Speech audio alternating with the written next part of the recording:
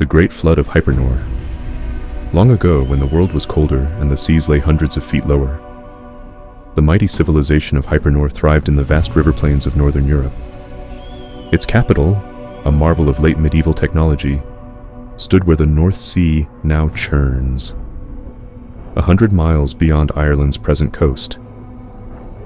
The Hypernorians were a people of ingenuity, crafting intricate clockwork, experimenting with electricity, and even crossing the storm-lashed Atlantic in search of new lands.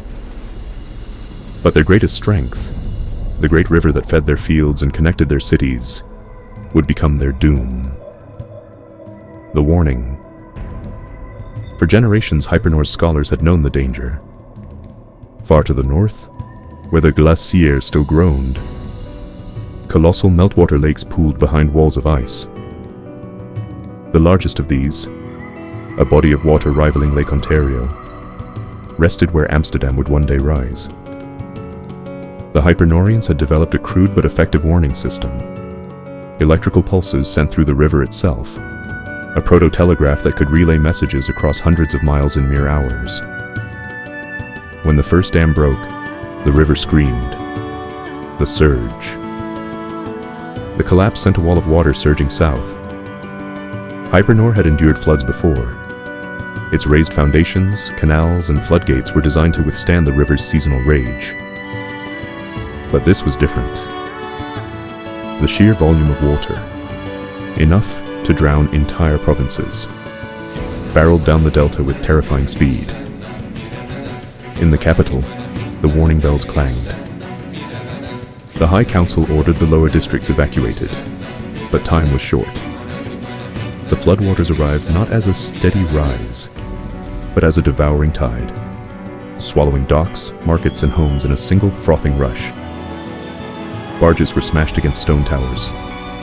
Granaries built to last centuries crumbled like sand. The survivors. Some escaped. The wealthy fled to high terraces in the city's core. The desperate climbed rooftops or lashed themselves to floating debris.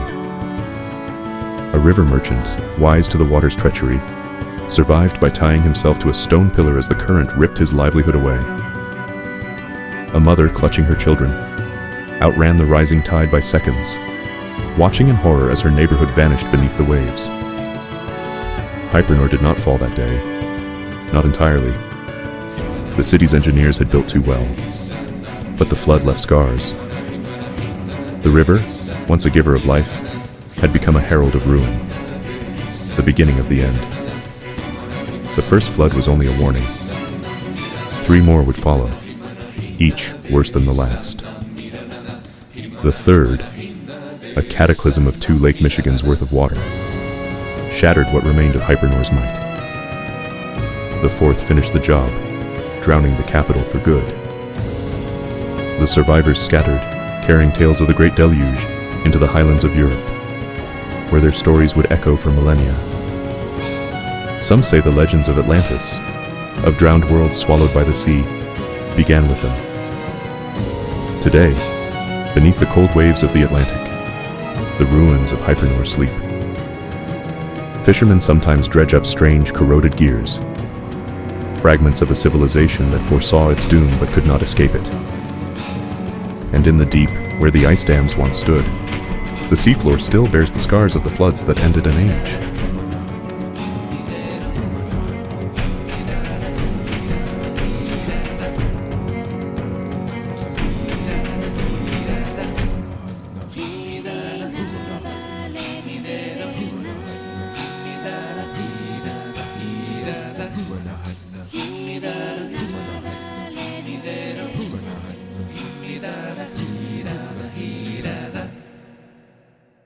The